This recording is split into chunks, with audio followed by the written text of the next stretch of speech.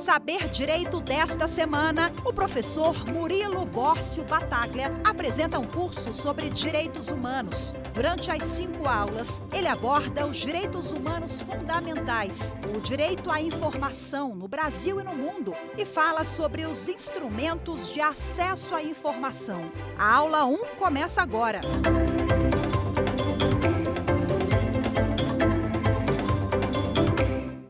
Olá pessoal, sejam muito bem-vindos e bem-vindas a mais um Saber Direito aqui na TV Justiça. Me apresentando, eu sou o professor Murilo Bórcio Battaglia, doutor e mestre em Direito pela Universidade de Brasília.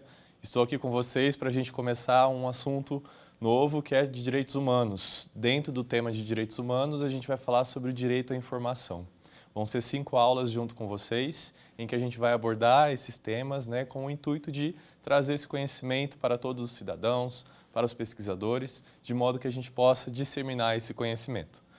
Então, na primeira aula de hoje, a gente vai falar um pouquinho sobre o tema dos direitos humanos. O que são os direitos humanos, como que a gente tem a abordagem deles ao longo da história, os principais marcos históricos e também aí alguns temas mais relevantes em relação a isso. Em relação à primeira aula, a gente vai verificar esse tema. Na aula seguinte, a gente vai falar um pouquinho sobre o direito à informação no mundo. Como que o direito de acesso à informação, como um direito humano, ele foi disseminado nos países em convenções internacionais. Depois, na terceira aula, a gente vai focar um pouquinho no Brasil, que envolve aí o direito de acesso à informação no Brasil. A quarta aula, a gente também vai ter esse tema, tá? Dando continuidade a como a legislação traz aqui no Brasil esse direito. E por fim, na quinta aula, a gente vai falar um pouquinho sobre o acesso à informação em relação à questão de técnicas que a gente utiliza aqui no Brasil para que o acesso à informação possa ser efetivado, ok? Então, vamos começar? Em relação à primeira aula, então, pessoal, a gente vai verificar justamente, então, o que são os direitos humanos, tá? O que são os direitos fundamentais, a gente vai verificar essa nomenclatura, quais os principais temas abordados, os marcos históricos, as características dos direitos humanos e as dimensões dos direitos humanos. Para a gente começar, a gente verifica sempre em algumas reportagens, alguns aspectos que a gente verifica sobre os direitos humanos. Que tipo de reportagens que a gente verifica ao longo do nosso dia a dia que nós verificamos esses temas? Questões aí que a gente verifica, a questão indígena, por exemplo, casos Yanomamis, de dificuldades aí de acesso a medicamentos, de tantas irregularidades que a gente observa. A gente também observa a questão do trabalho análogo à escravidão, de várias pessoas sendo libertadas, que estão presas, digamos assim, em fazendas. Então, são diversos temas em diversas reportagens que nós verificamos essa questão dos direitos humanos. A partir dessas reportagens, a gente vai também traçando outros temas que a gente pode relacionar com os direitos humanos. A questão da mulher, a questão de gênero, a questão indígena, como nós comentamos, a questão de racismo, as liberdades fundamentais das pessoas, as crianças, os idosos, os imigrantes, refugiados, a questão da guerra que gera diversas fugas das pessoas daqueles locais para outros locais em que elas possam viver com dignidade. Questão LGBT, a questão de prisões. Então, todos esses temas envolvem os direitos humanos. Mas, afinal, o que são os direitos humanos? Os direitos humanos, eles também são chamados de direitos fundamentais. Os direitos humanos fundamentais. Nessa aula a gente vai verificar a diferença técnica dessas expressões e também nós vamos aprofundar um pouquinho nisso. Para a gente falar do conceito de direitos humanos fundamentais, a gente observa diversas palavras que são chaves para a gente entender e aprofundar um pouquinho neles. Primeira, processos de luta, questão de valores, a gente chama isso de axiologia. A gente também observa a questão da dignidade da pessoa humana. Então, a gente verifica que os direitos humanos, eles não vêm de uma vez só, nem de uma vez por todas. Não vêm todos de uma vez nem de uma vez por todas. A gente vai ver aí nos marcos históricos diversos eventos ao longo da história da humanidade que trouxeram aí as conquistas e reconhecimentos desses direitos. Então nós vamos observar isso para a gente analisar e aprofundar um pouquinho mais nesse tema. Em relação ainda à questão dos direitos humanos, né, nessa nomenclatura, a gente pode dizer, tá, que os direitos humanos são inerentes a qualquer pessoa, tá? E eles não se esgotam nos sistemas estatais. Como assim, professor? Eles não se esgotam nos sistemas estatais. Cada país tem o reconhecimento de direitos e eles também, né, um conjunto de países também faz esse reconhecimento. As convenções internacionais e organizações internacionais também promovem esse reconhecimento de direitos. Então, como nós estamos falando aqui, diversas palavras-chave aí que são referência para a gente entender o conceito de direitos humanos fundamentais. A gente tem um processo histórico, lutas históricas, a dignidade, tá? Que não fica preso apenas dentro de um país, mas envolve vários países, ok? E também nós temos aí o conjunto de valores, do professor aqui comentou da axiologia, né? Esse conjunto de valores de determinada sociedade em determinado tempo. Então, o contexto, ele é muito, ele analisa também muito referência para nós nessa questão dos direitos humanos. E também a democracia. A gente vai ver o papel da democracia na luta e no reconhecimento de direitos como um espaço para que esses direitos também aconteçam e sejam reconhecidos. Ok? Vimos aí então diversas palavras-chave que envolvem o conceito de direitos humanos e quando a gente também fala de direitos humanos, a gente fala da dignidade da pessoa humana. E em relação à questão da dignidade da pessoa humana, nós verificamos o que é esse conceito de dignidade da pessoa humana. Dignidade da pessoa humana são condições mínimas de sobrevivência das pessoas. Então, quando a gente fala de direitos humanos, a gente está falando de dignidade de todo ser humano, ok?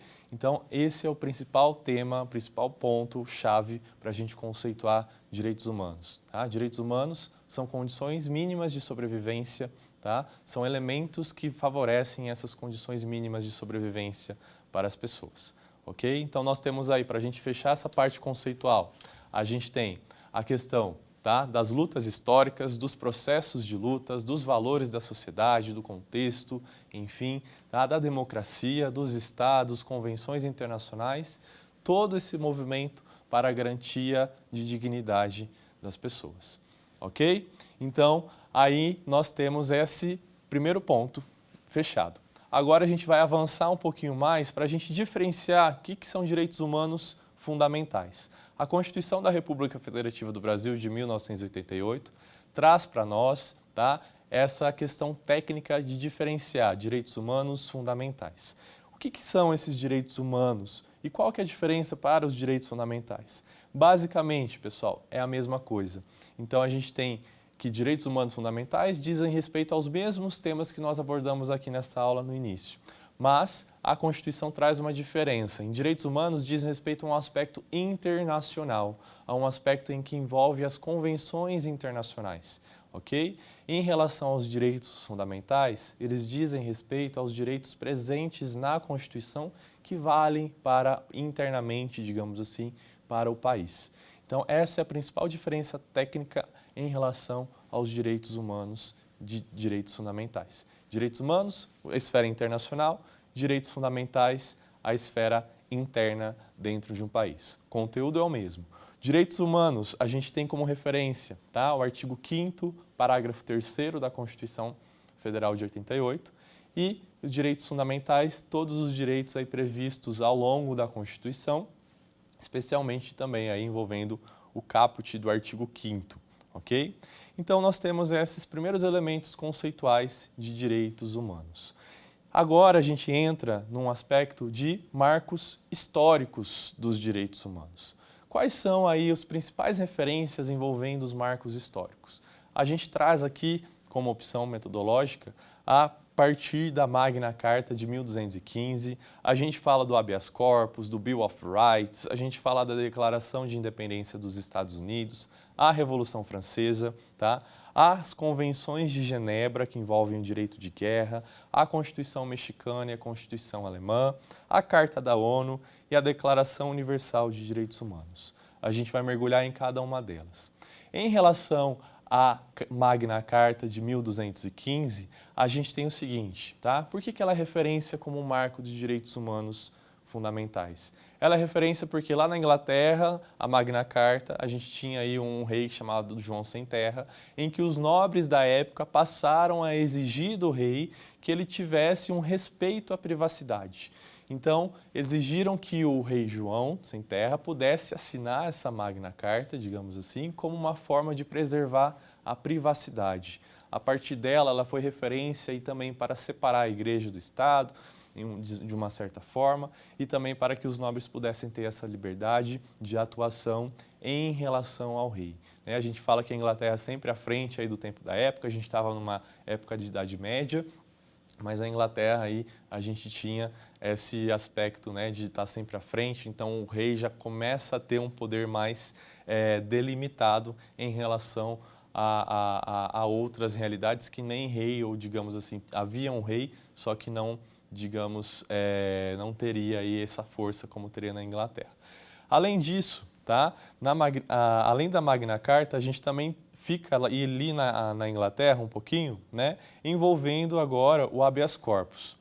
O habeas corpus, ele é um instrumento jurídico para a defesa da liberdade. Ele foi criado lá na Inglaterra como referência para nós em 1679 e o habeas corpus é esse instrumento justamente para liberar, né? Liberar o corpo, liberar a pessoa, garantir a liberdade de locomoção, a liberdade de ir e vir das pessoas. Então nós temos essa referência aí do habeas corpus como um instrumento, né, surgindo aí em 1679, surgindo ali na Inglaterra, que depois foi disseminado para outras ordens jurídicas, para outras realidades, tá ok? Então trouxe aí esse instrumento para preservar o direito de liberdade das pessoas, tá bem? Então, a gente teve esses dois primeiros marcos e ainda considerando aí a Inglaterra, a gente tem o Bill of Rights. E o que foi o Bill of Rights? O Bill of Rights também foi uma carta de direitos em que o rei Guilherme Orange assinou para assumir o trono inglês, tá? E aí então também a questão, naquele contexto de 1689, né, a gente tem essa carta em que o rei também passa a ter os seus poderes limitados pelo parlamento. Então aí é uma referência para nós, também envolvendo direitos humanos, porque quando a gente compara a Inglaterra em relação a outros países, os outros países estavam vivendo o que a gente chama de regime político do absolutismo. O rei manda em tudo. Todos os poderes são concentrados nas mãos do rei.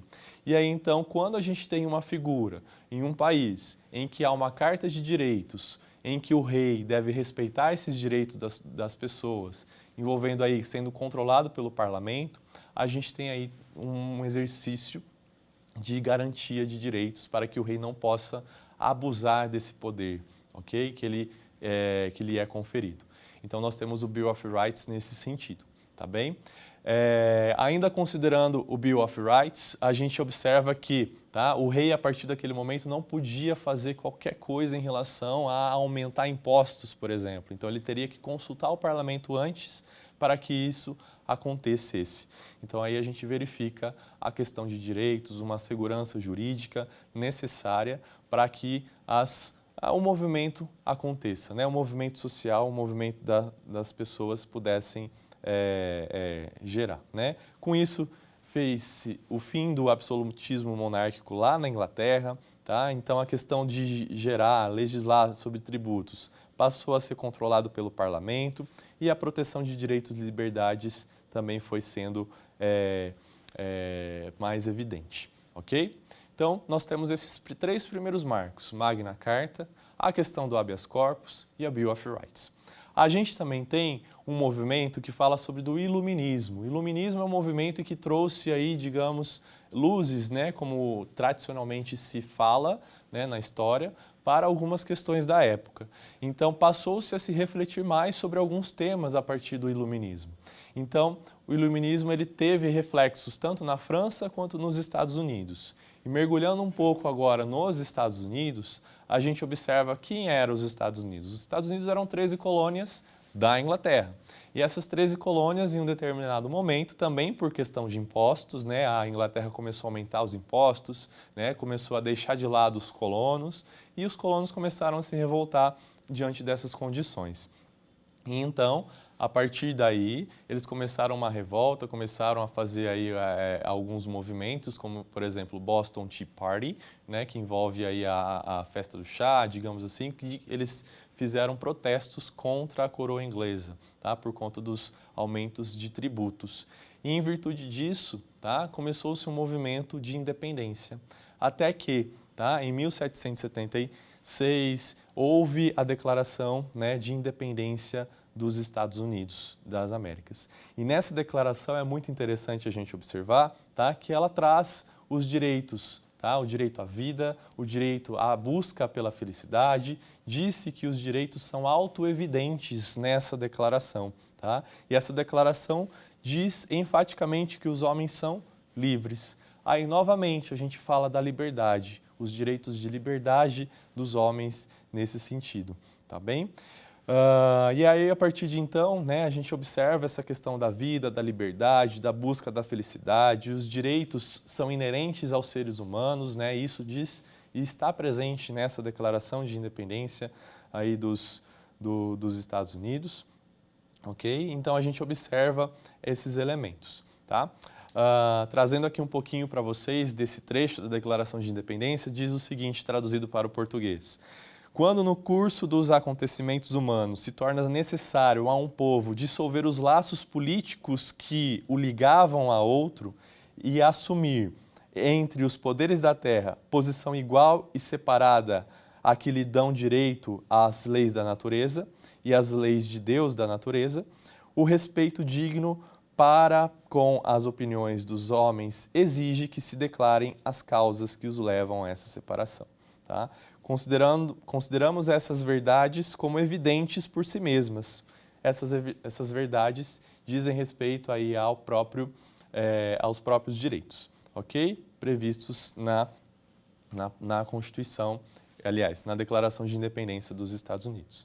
E aí então veio a Constituição dos Estados Unidos da América, trazendo aí a estrutura do Estado, né? Para quem estuda aí direito constitucional, a gente verifica que também é uma referência, né, que para as outras constituições ao longo do mundo. Então a gente verifica aí a Constituição dos Estados Unidos depois dessa Declaração de Independência, né, que traz esses direitos. A gente observa uma Constituição dos Estados Unidos inicialmente como seca, entre aspas, trazendo a estrutura do Estado, e depois vieram as emendas falarem um pouquinho da questão dos direitos que foram sendo resguardados aí, as famosas emendas à Constituição dos Estados Unidos, ok? Em relação aos Estados Unidos, a gente observa isso, a questão da liberdade, também em relação à coroa da Inglaterra, tá bem? Então, nisso, a gente já tem algumas palavras que estão se repetindo aqui na nossa aula. A gente tem a liberdade, a gente tem a propriedade. Duas palavras que eu peço que vocês guardem, tá? Para a gente ir aprofundar daqui a pouco um pouco mais sobre elas. Liberdade e, tá, privacidade e propriedade. Então, a gente tem essas palavras para a gente falar um pouquinho. Agora, dando continuidade a esse contexto do iluminismo, a esse contexto histórico, a gente observa lá na França a mesma situação aí em relação ao que a Inglaterra viveu há um tempo atrás, digamos assim, ou uma situação mais ou menos semelhante, né, para falar de acordo com os marcos históricos. A França vivia um regime absolutista, como o professor aqui comentou, em que o rei era dono de tudo, concentrava todos os poderes. E aí, então, o que hoje a gente tem como executivo, legislativo e judiciário era tudo concentrado nas mãos do rei. Tá? Então, aí o absolutismo monárquico era evidente ali naquela época. E então, a sociedade começou a observar, eu não tenho que sustentar um rei assim. Então eu vou fazer revoltas, eu vou promover uma conscientização da população para que isso mude, essa realidade mude. Tá? Então antes eram os nobres aí ao redor do rei, esbanjando, né, todo o fruto do trabalho aí de toda a sociedade, digamos assim, e a sociedade se revoltou diante disso. Tá? E aí então houve o que a gente chama da Revolução Francesa, em 1789. E aí então, nessa Revolução Francesa, a gente tem aquele lema, né? Liberdade, igualdade, fraternidade. Guarde essas palavrinhas que depois a gente vai utilizar, retirar um pouquinho desse contexto e utilizar nas dimensões dos direitos humanos. E aí a gente tem o seguinte, né? Na França a gente observa essa revolta, essa Revolução Francesa, tá? Justamente contra a tirania monárquica. E também nessa Revolução Francesa, né, foi se buscar o quê nessa Revolução Francesa? A liberdade das pessoas, como a gente tem falado ali no contexto da Inglaterra, como foi no contexto dos Estados Unidos, e também os direitos políticos. Os direitos políticos ali, a gente observa que as pessoas passaram a querer escolher os seus representantes, tá, para que não houvesse aquela situação de concentração de poder nas mãos do rei. Então a gente observa esse movimento também ali na França. E ali eles fizeram também uma declaração sobre os direitos do homem e do cidadão. Tá? E ali nessa declaração dos direitos do homem e do cidadão, eles trazem essas questões de direitos de liberdade e direitos políticos. Tá? Os direitos de liberdade a gente pode também chamar de direitos civis. Tá bom? Então, essas duas declarações alimentaram o início de um debate sobre os direitos humanos, tá? E serviram de exemplo durante todo o século XIX para a criação de novos regimes políticos, incentivando os processos de independência das colônias. Vejam, então nós temos aqui a questão da Inglaterra, a gente tem aí na Inglaterra a questão das liberdades, da propriedade privada sendo preservada, a gente tem também aqui nos Estados Unidos, tá? A observação também envolvendo a questão da liberdade. A gente observa também, tá? Essas palavras são mais importantes aqui que a gente observa nesse momento. Tá? Liberdade, os direitos civis, os direitos políticos. Na França também a gente observa a questão dos direitos políticos. Gravem essas palavras que já já a gente chega nelas novamente. Dando sequência aí ao aspecto histórico, a partir de agora, em 1917, 1919, a gente também tem duas evidências em relação aos direitos humanos fundamentais. A gente tem a Constituição Mexicana de 1917 e a gente tem a Constituição de Weimar, ou a Constituição Alemã, de 1919. Professor, por que elas são importantes? Tá? Elas são importantes porque elas são referência para agora outras palavrinhas que a gente pode comentar. Elas são referências aí para a gente para os direitos sociais. Como assim, professor? Tá? A gente estava num contexto aí de outras ideologias surgindo aí no mundo todo, enfim, e essas constituições desses países trouxeram direitos, por exemplo, para os trabalhadores. Trouxeram aí questões que envolviam aí a preservação do trabalho, condições dignas para o trabalho. Então, além das questões de liberdade e as questões de propriedade, agora outros direitos passaram a ser inseridos nas constituições como referência à Constituição Mexicana e à Constituição Alemã. Esse movimento que envolve as constituições, de trazer esses outros direitos sociais, a gente verifica, tá, que envolve aí o neoconstitucionalismo. Para quem estuda aí o direito constitucional, o neoconstitucionalismo também está ali nesse contexto de trazer esses direitos sociais para esses novos direitos, digamos assim, sendo reconhecidos para as constituições. E quais são esses direitos sociais?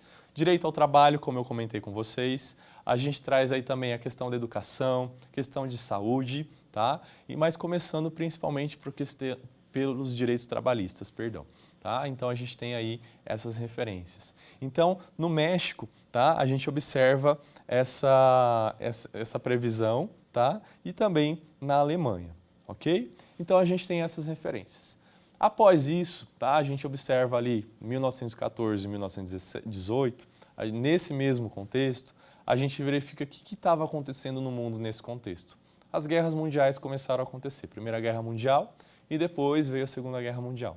Em relação à Primeira Guerra Mundial, a gente observa todas as atrocidades que aconteceram, diversas mortes, enfim, a gente tem essas referências, tá? E por que que isso é mencionado nessa aula que envolve os marcos históricos dos direitos humanos? Porque a partir dessa Primeira Guerra Mundial, tá, surgiu uma iniciativa dos países, tá, de modo a tentarem evitar uma Segunda Guerra Mundial naquele contexto. Então, o que eles fizeram? Tá? Eles criaram o que a gente chama de Liga das Nações ou Sociedade das Nações. Então, após a Primeira Guerra Mundial, em 1919, na assinatura do Tratado de Versalhes, tá? Em 1919, surgiu aí a Liga das Nações. Essa Liga das Nações aí teve como participação o Brasil, tá? Os Estados Unidos, por exemplo, não participaram, tá?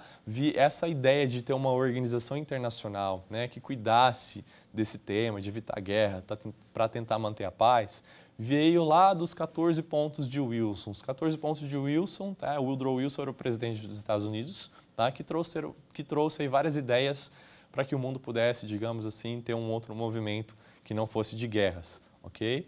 Aí os próprios Estados Unidos aí, digamos, que trouxeram esse tema, não participaram dessa iniciativa. O Brasil esteve lá presente, mas depois de alguns anos aí de existência dessa Liga das Nações ou Sociedade das Nações, o Brasil se retirou, tá? E aí, como assim, professor, o Brasil se retirou? Sim, tá? Vários países aí se retiraram e aí então não houve uma confiança, digamos assim, nessa Sociedade das Nações, tá? De modo que, tá? Não deu muito certo. E a gente tem como evidência de que não deu muito certo essa iniciativa porque houve aí a Segunda Guerra Mundial, tá? Então aí em 1939, tá?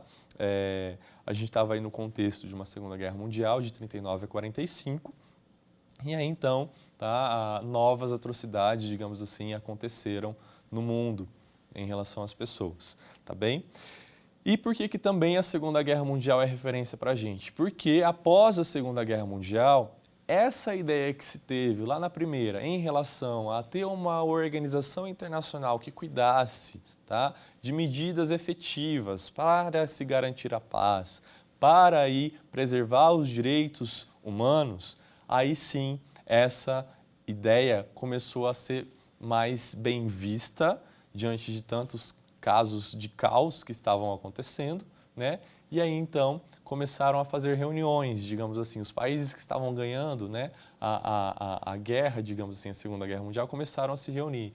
Então fez-se uma reunião lá em Moscou, a Conferência de Moscou, e depois fez-se uma reunião lá na Califórnia, né, a Conferência de São Francisco, em 1945.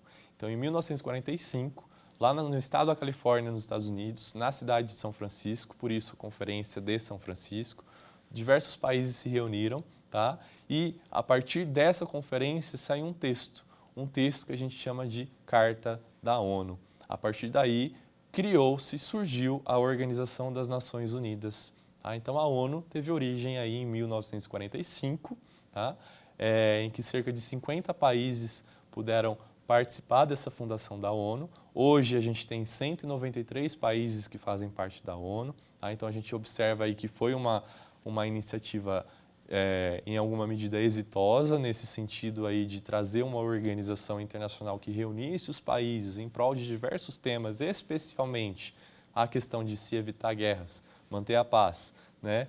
E aí promover o progresso econômico, né? Então a gente tem essas situações aqui em relação à ONU, tá? Aprofundando só um pouquinho mais na ONU, né? A gente sabe que a iniciativa dela é essa, mas infelizmente a gente observa diversos conflitos que atuam e acontecem atualmente, enfim, ao longo dos anos em relação a isso que às vezes não é possível controlar. Mas algumas medidas são cabíveis e são feitas ali naquele âmbito, tá? E a ONU vem com esse objetivo, pessoal. Vem com o objetivo aí de preservar as gerações do flagelo da guerra, de reafirmar a fé nos direitos do homem, na dignidade do ser humano, tá? Na igualdade de direitos entre homens e mulheres, nações grandes e pequenas. Vem aí com o intuito de estabelecer condições para a manutenção da justiça e obrigações, praticar a tolerância e viver em paz, promover o progresso econômico, desenvolver relações amistosas entre os países e conseguir a cooperação internacional. E a ONU está sempre aí dando os alertas, né, com seus diversos órgãos, aí a gente tem a Assembleia Geral da ONU, que traz todos os países membros da ONU com possibilidade de voto, né, em relação a determinados temas. Tá? A gente tem o Conselho de Segurança, formado por 5 países permanentes, né, 5 membros permanentes e outros 10 que são rotativos. Então a gente observa tudo isso em relação à questão da ONU. Então vamos recapitular antes de a gente fechar esses marcos históricos. A gente teve o seguinte, a gente teve aí, lá na Inglaterra, a questão de liberdades, tá? A gente teve nos Estados Unidos e na França também a questão de liberdades, direitos civis e políticos. Lembra lá na França o direito ao voto, por exemplo, de buscar isso. A gente teve isso nos Estados Unidos também, com a ideia de promover um sistema em que não tivesse uma monarquia, mas sim uma república democrática também, ok? E aí a gente também teve a questão dos direitos sociais previstos ali na Constituição do México e na Constituição da Alemanha, tá? Trazendo outros direitos para as constituições, como a gente fala do movimento do neoconstitucionalismo.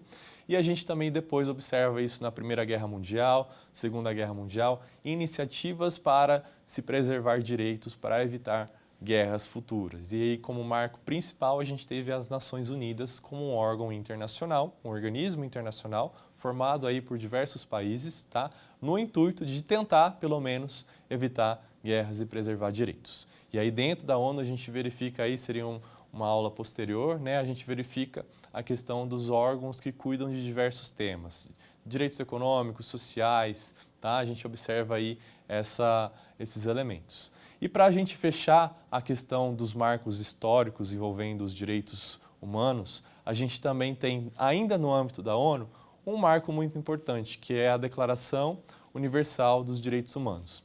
A Declaração Universal dos Direitos Humanos, tá? Ela veio como uma forma de positivar, a gente fala positivar, tornar escrito, né? De positivar os direitos que são dos seres humanos, né? Em virtude de todo esse processo histórico, de todo esse movimento histórico, a gente verifica isso. E aí, pessoal, tá? O que é essa declaração? Veio isso, tá? A partir de 1948, na Assembleia Geral das Nações Unidas. A Assembleia Geral, como eu falei para vocês, é um órgão da ONU que reúne todos os países que fazem parte da ONU.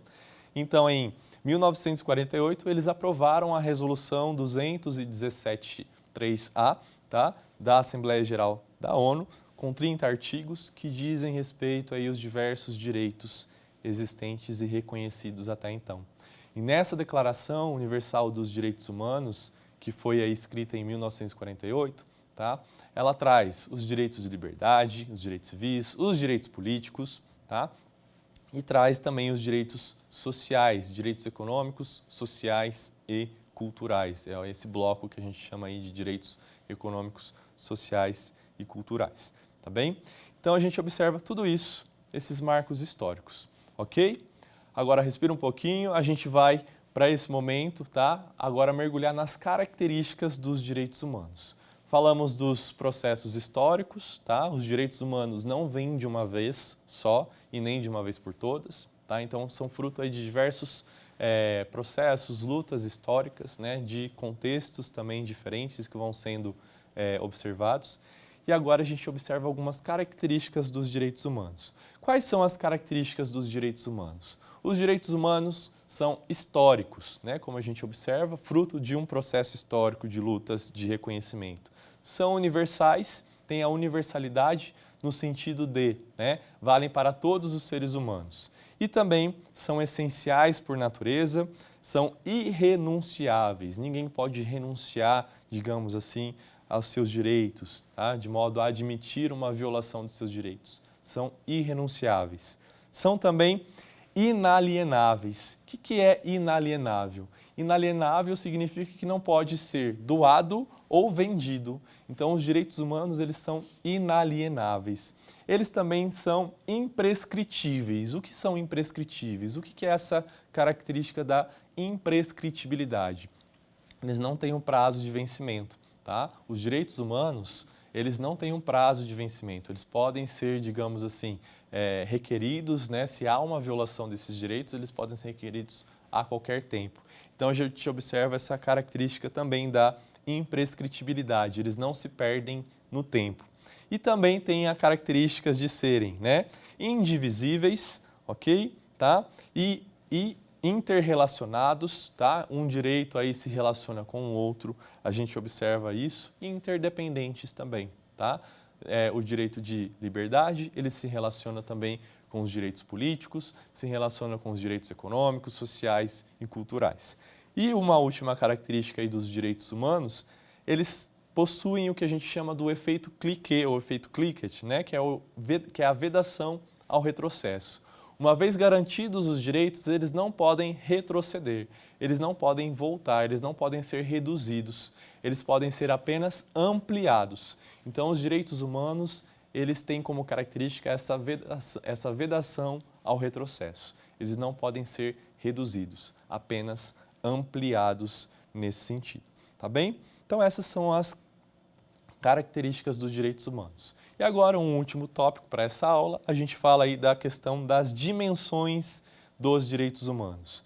Lembra que eu pedi para vocês guardarem aquelas palavrinhas da Revolução Francesa, liberdade, igualdade e fraternidade? A gente vai utilizar elas, não naquele contexto da Revolução Francesa, mas só para ser algo mais didático aqui. Alguns autores, pessoal, eles olharam para esse movimento histórico dos direitos humanos e falaram, olha, aqui tem aspectos semelhantes. Agora, nesse outro momento, tem aspectos que podem ser mais, se ligarem mais. E agora, num outro momento, também tem um aspecto que pode se ligar mais. Como assim, professor? Se a gente observar aquela questão, né, na Inglaterra, lá nos Estados Unidos, lá na França, como marcos históricos, as palavras que mais se repetiram foram de liberdade, propriedade, tá? Privacidade. Então, esses estudiosos englobaram esses marcos históricos em um conjunto de direitos que a gente chama de direitos de liberdade. E aí alguns autores, eles falam sobre as gerações de direitos humanos.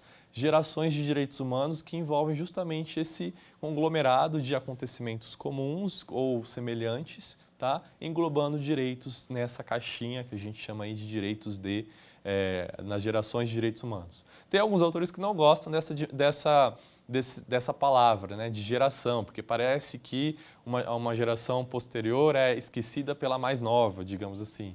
Tá? E aí, em vez de usar a palavra geração, eles preferem utilizar a palavra dimensão ou categorias. Então, aí, fiquem a seu critério, tá? Utilizar a palavra geração, dimensão, categorias de direitos humanos. O que é importante é saber que existe essa classificação. Então, a gente tem a primeira geração ou dimensão de direitos humanos que dizem respeito aos direitos civis e políticos, que envolve os direitos de liberdade. Liberdade de expressão, liberdade de opinião, liberdade de religião, de exercer a religiosidade, liberdade aí de ir e vir. Esses são os direitos civis, os direitos de liberdade. A proteção à privacidade também se enquadra nesse ponto. Tá? A gente também, nessa mesma caixa aí da primeira geração de direitos humanos, a gente tem os direitos políticos, que envolve aí você exercer o sufrágio, o direito de voto.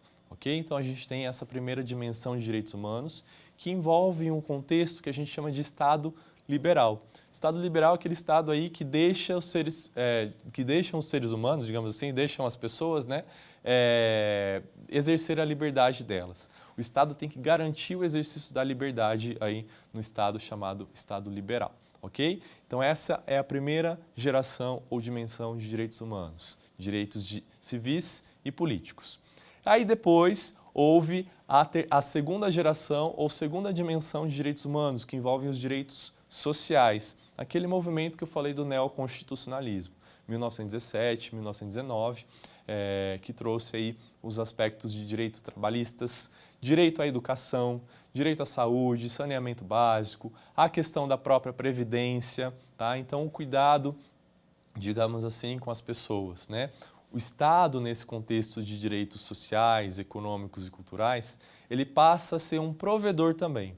Então, ele não apenas tem que garantir aqueles direitos de liberdade, mas agora o Estado teria que fazer ações de modo a promover a educação, a saúde, tá? E promover esses serviços públicos para a população, especialmente a população mais carente. Então, essa envolve a segunda geração de direitos humanos, geração de direitos sociais, num contexto de um Estado social chamado de welfare state.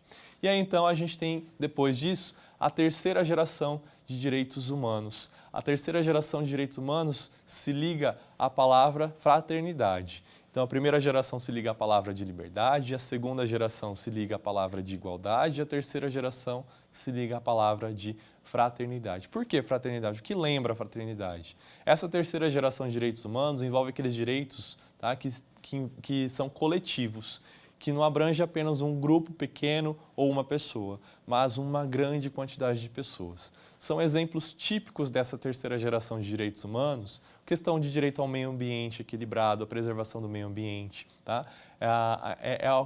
Digamos assim, o tema que mais é referência para nós na questão dos direitos de fraternidade, tá? Direitos de fraternidade, então, são os direitos coletivos que envolvem o meio ambiente, a preservação do patrimônio histórico da humanidade e aí envolve um contexto de Estado democrático de direito, ok? Então, o Estado democrático de direito, que é o que a gente tem atualmente, né, que envolve democracia, envolve aí o respeito às legislações em um aspecto bem democrático. Alguns autores, pessoal, eles complementam essa lista, digamos assim, de gerações. Tem gente que fala de uma quarta até quinta geração de direitos humanos. Quarta geração, tá, para alguns autores, envolve aí os direitos de tecnologia, de alguma forma. Envolve um pouquinho o direito à informação, um pluralismo político mais acentuado, participação direta da população, tá, em decisões governamentais. Então, aí, os direitos de quarta geração, tá, envolveria esse aspecto, tá bem? Então, com isso, a gente encerra esse primeiro bloco de temas, tá, em que a gente comentou sobre a questão do conceito de direitos humanos, referências aí de temas envolvendo os direitos humanos, fizemos aquela diferenciação de direitos humanos fundamentais, um está previsto internacionalmente, o outro está previsto na Constituição, ok? Depois verificamos também, tá, os marcos históricos, englobamos esses marcos históricos em direitos e em gerações de direitos. Agora vamos para o quiz? Podemos ir para o quiz? Então vamos lá. A cada final de aula a gente observa, tá, o fim aí, no cada fim de aula a gente vai fazer uns exercícios aqui como a gente tem feito em diversas aulas também. Então vamos para o primeiro quiz. Vamos aqui. Uma das características dos direitos humanos é a imprescritibilidade, a qual significa que. Então, o que essa questão está falando para a gente? Tá? O enunciado dessa questão está pedindo para a gente uma característica dos direitos humanos, que é a imprescritibilidade que a gente acabou de comentar aqui na aula. Tá? Imprescritibilidade, se a gente lembrar, antes de a gente ler as alternativas, é aquela característica dos direitos humanos, tá, que dizem respeito a que os direitos eles não se perdem no tempo, não tem um prazo para serem requeridos, né, não tem um prazo de existência, digamos assim. Diferentemente de inalienabilidade, que envolve aí o aspecto de vender os direitos ou doar esses direitos.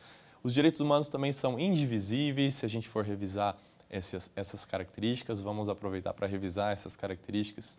Os direitos humanos são indivisíveis, tá? São universais e nessa questão da universalidade, só complementando um pouquinho da explicação, a gente observa que essa questão dos direitos universais, os direitos humanos são universais porque valem para todos os seres humanos. Mas é importante a gente deixar aqui registrado também que existe uma crítica a essa universalidade, tá? Alguns autores criticam essa universalidade falando que são universais para quem? Por que isso, professor? Como assim? Não estou entendendo. Essa universalidade seria um rol de direitos que estariam ali na Declaração Universal de Direitos Humanos, tá? Que fala um pouquinho aí da questão daquela lista de direitos para toda a sociedade. Só que existem sociedades, existem aí comunidades que não seriam adeptas desses todos os direitos, desse rol de direitos todos. E teriam características específicas, até mesmo diferentes, né? Até mesmo por vezes opostas a esses direitos. Então deixamos registrados aqui, tá, que existem aí críticas a essa questão da universalidade. São universais para quem? Quem que criou essa lista de direitos humanos? Tá bem? Então existe essa menção. Outra característica para a gente aproveitar e revisar envolve aí o efeito cliquet, né, o efeito cliquet também, aí depende da sua pronúncia, enfim, a questão da vedação ao retrocesso, tá? E são essenciais por natureza, são históricos. Com base nessas informações, então a gente volta aqui para o quadro, tá? Então, a imprescritibilidade. O que significa a imprescritibilidade, tá? Devem ser exercidos diretamente por seus titulares, independentemente da necessidade de prescrição legal ou judicial? Não é o conceito de imprescritibilidade. Devem ser reconhecidos pelas leis de cada estado, de modo que após o reconhecimento não possam mais ser revogados. O que diz respeito a essa questão aqui? Quando a gente começou a falar dos direitos humanos, a gente começou a falar que eles não ficam presos à legislação dos países, mas eles também envolvem um debate internacional, ok? Então, existe essa significação, existe esse significado de que os direitos não se prendem aos estados, mas eles podem se expandir, digamos assim, tá? Só que não é o conceito de imprescritibilidade que a gente está verificando nesse momento, ok? Então, sim, eles podem ser reconhecidos pelas leis, tá? E aí existe a questão da vedação ao retrocesso, mas não é isso que está perguntando no enunciado. Vamos para C. Não podem ser proscritos pela lei interna do país caso já tenham sido reconhecidos em nível internacional. Também não é o caso da imprescritibilidade. Uma coisa é ser reconhecida internacionalmente e, às vezes, uma vez o país aderindo a alguma convenção internacional de direitos humanos, tá, também passa a existir internamente, ser obrigado a reconhecer internamente dentro dos países. Tá? Nesse ponto, a gente pode mencionar, tá, que a Declaração Universal dos Direitos Humanos ela envolve aí um aspecto, né, de uma resolução da Assembleia Geral da ONU, tá? Mas, pessoal, uma resolução da Assembleia Geral da ONU não tem uma força vinculante. Como assim uma força vinculante? Os países podem até ter assinado ali a Declaração Universal de Direitos Humanos, mas isso não gera, digamos assim, um compromisso igual a uma convenção de direitos humanos. Tá? Por conta dessa crítica, tá, a gente complementa isso falando que os países, depois aí da Declaração Universal de Direitos Humanos, por conta desse debate, fizeram aí sim convenções, duas convenções que a gente chama de Pactos de Nova York. O Pacto Internacional de Direitos Civis e Políticos e o Pacto Internacional de Direitos Econômicos, Sociais e Culturais. Esses pactos, aí sim, são convenções. O país, assinando esses pactos, ele é obrigado, né, ele assume um compromisso perante a sociedade internacional de cumprir essas convenções e o reconhecimento dos direitos que estão ali previstos. Ok? Só essa observação, agora a gente volta aqui então. E D, né, o decorrer do tempo, sem que tenham sido concretizados, não retira do seu titular a possibilidade de exigi-los a qualquer momento. Essa é a alternativa correta, tá? Que diz respeito à imprescritibilidade, ok? O decorrer do tempo, sem que tenham sido concretizados, não retira do seu titular a possibilidade de exigi-los a qualquer momento.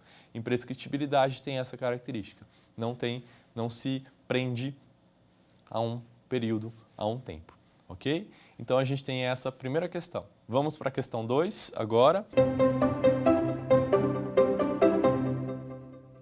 A gente verifica o que na segunda questão? Vamos lá, vem comigo.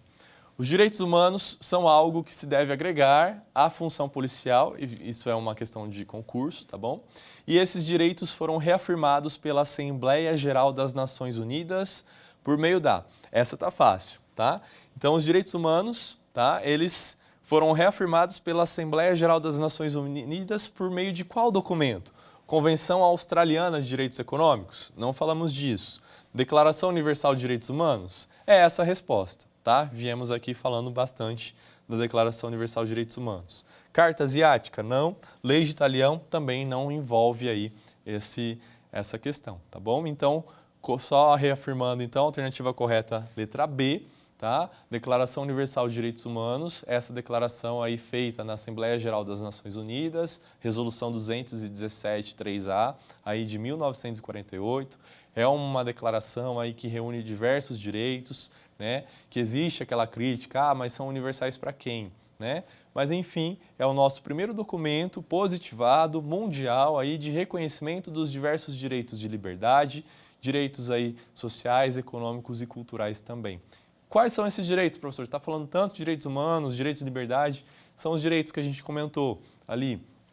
Envolve liberdade de expressão, liberdade de opinião, liberdade de religião, liberdade de ir e vir, ok? Envolve aí a proteção à privacidade privada, envolve a questão do direito à educação, direito à saúde, direito ao saneamento básico, direito à moradia, direito a um trabalho com condições dignas, tá? Vedação aí ao racismo, vedação a desigualdades de diversas formas, ok? Então a gente observa isso. O direito ao voto, o sufrágio, direitos políticos também, tá bom? A proteção aí à dignidade da pessoa como um aspecto geral.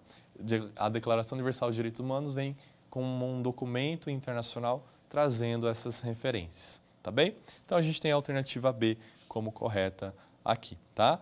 Só reforçando, a Declaração Universal dos Direitos Humanos não é uma convenção tecnicamente, por isso vieram outras convenções, os Pactos de Nova York, trazendo esses direitos. Então, o que estava tudo reunido na Declaração Universal de Direitos Humanos foi organizado em 2 pactos. Aqueles de primeira geração, lembra? Primeira geração de direitos humanos, direitos civis e políticos, tá? Então, por isso, Pacto Internacional de Direitos Civis e Políticos, e os direitos sociais de segunda geração, tá? Ali no Pacto Internacional de Direitos Econômicos, Sociais e Culturais. Beleza? Vamos para a questão 3, então agora. A questão 3 traz o seguinte para nós. Sobre a teoria das gerações ou dimensões dos direitos humanos, que é vista aí, que foi lançada pelo jurista, tá? Vazak, a gente chama assim, no ano de 1979, é correto dizer que o direito à educação é um direito de primeira, segunda, terceira ou quarta dimensão. Vamos aproveitar para revisar novamente, tá? As dimensões ou gerações de direitos humanos envolvem aquelas palavras que a gente comentou. Primeira geração, direitos civis e políticos, tá? Direitos de liberdade. Segunda geração envolve os direitos sociais, econômicos e culturais, os direitos sociais de um modo geral. E a terceira geração envolve os direitos de fraternidade, os direitos aí coletivos, o meio ambiente equilibrado. Se alguma coisa acontece em determinada região aqui no país, por exemplo, vazamento de óleo ali em determinada praia, tá? Isso pode atingir todo o ecossistema, outros locais. Tá? Se há um desmoronamento, né? Se há uma poluição em virtude de minérios, digamos assim, em relação a determinada área, e há um rompimento dessa barragem, isso pode afetar diversas comunidades, e ainda mais se atingir lençol freático, se atingir os rios, enfim, tá? Uma coisa localizada ela pode atingir a todos ou a muitos. Por isso que a gente fala de direitos coletivos e especialmente aí o meio ambiente. Aqui na questão a gente está falando do direito à educação. O direito à educação ele está naquele pacote que envolve o direito à saúde, direito à educação, moradia, trabalho, que envolve o quê? Os direitos de segunda dimensão, tá? Direitos de segunda dimensão, portanto, a alternativa B é a correta, beleza? Então aí a gente tem a questão dos direitos humanos nas gerações, ok? Com isso a gente encerrou o quiz, tá? E só para a gente revisar então, a primeira aula envolveu todo o aspecto geral que trouxe os direitos humanos fundamentais. Direitos humanos, um aspecto internacional, direitos fundamentais previstos especialmente aí na ordem interna jurídica de um país. Falamos dos marcos históricos, Magna Carta, Habeas Corpus, falamos do Bill of Rights, falamos aí também da questão da Declaração de Independência dos Estados Unidos, falamos também da Revolução Francesa, falamos também aí da questão da Constituição do México, a Constituição Alemã, falamos da Primeira Guerra Mundial e da Sociedade das Nações após essa Primeira Guerra Mundial, falamos da Segunda Guerra Mundial, após isso a ONU, as Nações Unidas aí que surgiram em 1945, ok?